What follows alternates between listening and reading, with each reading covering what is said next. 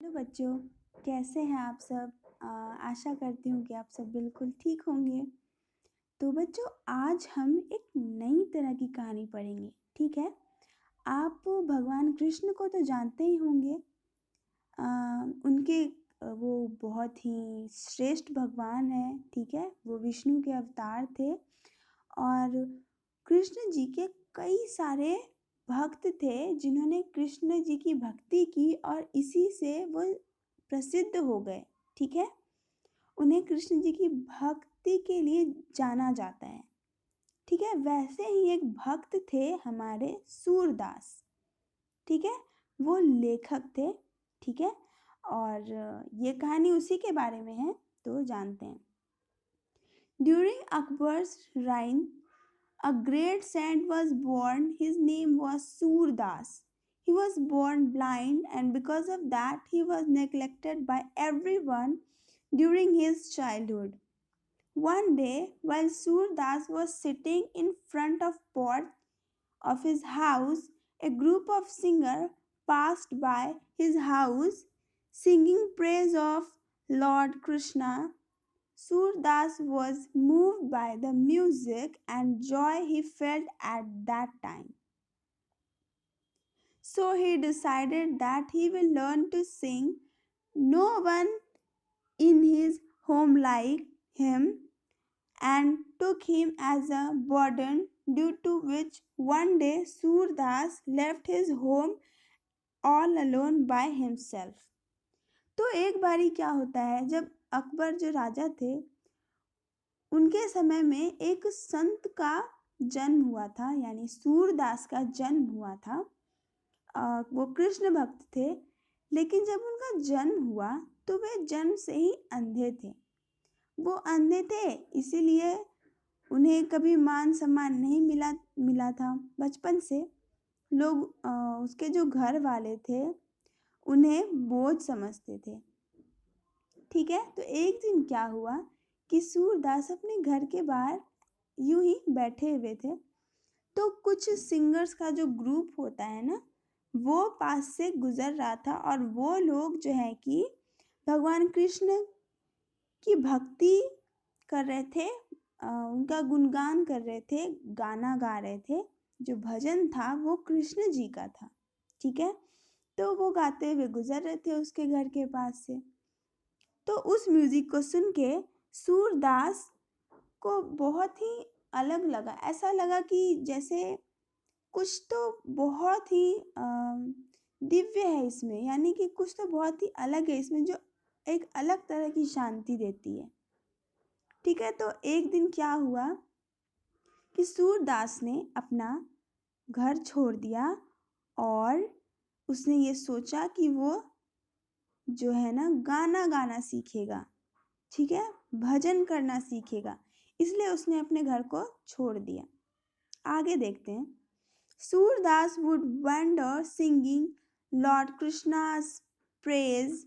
With time, some people became his disciples who would serve him to the best of their ability. They would write and sing compositions with him. तो अब होता क्या है कि जो सूरदास थे वो घर से निकलने के बाद इधर उधर घूमते हुए श्री कृष्ण के का भजन करते हुए, उनका गुणगान करते हुए इधर उधर घूमा करते थे और इधर उधर घूमने से ही उनके कई सारे शिष्य बने। सूरदास एक शिक्षक बन चुके थे, उसके कई सारे स्टूडेंट बने और फिर उनको भी सिंगिंग सिखा के सूरदास ने गाना लिखना शुरू किया, गाना शुरू किया। ये उनका काम हुआ करता था, उनका और उनके शिष्यों का। आगे देखते हैं। One night, Surdas dreamed of Lord Krishna. Next day, when he woke up, he was convinced that Krishna was calling to him. He decided to go Vrindavan. On his way to Vrindavan, Surdas would sing song in Lord's praise. Wherever he went, people would respect him and feed him. They would request him to stay there with them, but Surdas humbly refused everyone. तो एक बारी क्या होता है कि सूरदास रात में सो रहे थे और उन्हें एक सपना आता है श्री कृष्ण का। और वो उस सपने में क्या होता है कि जो श्री कृष्ण है उनको बुला रहे थे। तो आपको पता होना चाहिए कि श्री कृष्ण जो है वो कहाँ के राजा हुआ करते थे, तो वृंदावन था उनका घर। मथुरा वृंदावन में उनका पूरा जीवन बीता है। ठीक है, तो यानी बुला रहे थे तो सूरदास ने सोचा वृंदावन जाने का। तो जब वो वृंदावन जाने जा रहे थे, रास्ते में गाना गाते हुए यानी श्री कृष्ण जी का भजन करते हुए, तो कई लोगों ने उन्हें आदर सत्कार किया, उन्हें अपने घर में ठहरने को कहा। पर वो सूरदास एक तो संत थे ना, तो इसलिए वो सबको मना कर देते थे कि नहीं, मैं नहीं रहूँगा, मैं जाऊँगा, मैं वृंदावन जाऊँगा अपने कृष्ण के पास। ठीक है, आगे देखते हैं। One day while he was resting at the edge of shallow abandoned well, he fell into it. Blind and injured, he didn't knew how to get out of it. While stuck in well, Surdas prayed for help and kept off singing songs in his praise. After 7 days, suddenly he heard someone's voice. It was a child's voice saying, "Hold my hands, I'll take you out." ठीक है, तो जब वो वृंदावन जा रहे थे तो रास्ते में एक कुआं पड़ता था।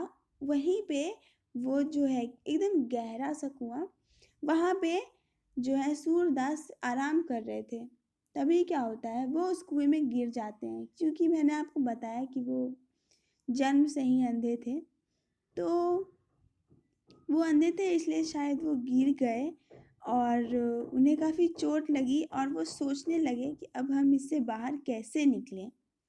ठीक है, तो उन्हें कुछ सूझा नहीं, तो वो क्या कर रहे थे, उस कुएं में गिर कर भी वो श्री कृष्ण का ही गुणगान कर रहे थे। और एक हफ्ते बाद उन्हें किसी की आवाज़ सुनाई देती है। कुएं के बाहर से एक आवाज़ आती है, तो वो एक छोटे से बच्चे की थी। और वो बच्चा कहता है सूरदास को, मेरा हाथ पकड़ो, मैं तुम्हें बाहर ले आऊँगा। ठीक है, तो आगे देखते हैं। As soon as Surdas came out of well, boy disappeared. Surdas kept searching for a little boy who rescued him because he felt that boy was none other than Lord Krishna himself in his child form. तो जब उस बच्चे की आवाज़ आती है तो वो सूरदास को उस कुएं से बाहर निकालता है। और जैसे ही सूरदास बाहर निकलता है वो बच्चा गायब हो जाता है। तो सूरदास उस छोटे से बच्चे को बहुत ढूंढता है, पर उसे नहीं मिलता है वो बच्चा। और उसे ऐसा लगता है कि ज़रूर श्री कृष्ण ही आए होंगे उस बच्चे के रूप में मुझे बचाने के लिए। ठीक है, तो बच्चों इस कहानी से हमें क्या शिक्षा मिलती है? If you will believe in Lord Krishna by heart, then you will never be alone. Lord Krishna will always be there, help you in your troubles. तो जब भी हम भगवान पे अगर विश्वास रखते हैं, श्री कृष्ण ही क्यों, कोई भी, आप चाहे किसी भी भगवान को पूछते हो, चाहे वो जीसस हो, चाहे वो आपके अल्लाह हो, या लॉर्ड कृष्णा हो, या शिवा हो, है ना। अगर आप गॉड पे पूरा सच्चे मन से, प्योर हार्ट से अगर आप ट्रस्ट करते हो और अगर आप किसी मुश्किल में फंस जाते हैं और अगर आप अपने भगवान को दिल से याद करते हैं, तो वो आपको हमेशा कोई ना कोई रास्ता ज़रूर दिखाते हैं। ठीक है, और हमें बस उसके इशारे को समझने की देरी होती है और फिर हमारी सारी मुश्किलें दूर हो जाती हैं। आशा करती हूँ कि आपको ये सुनकर बहुत अच्छा लगा।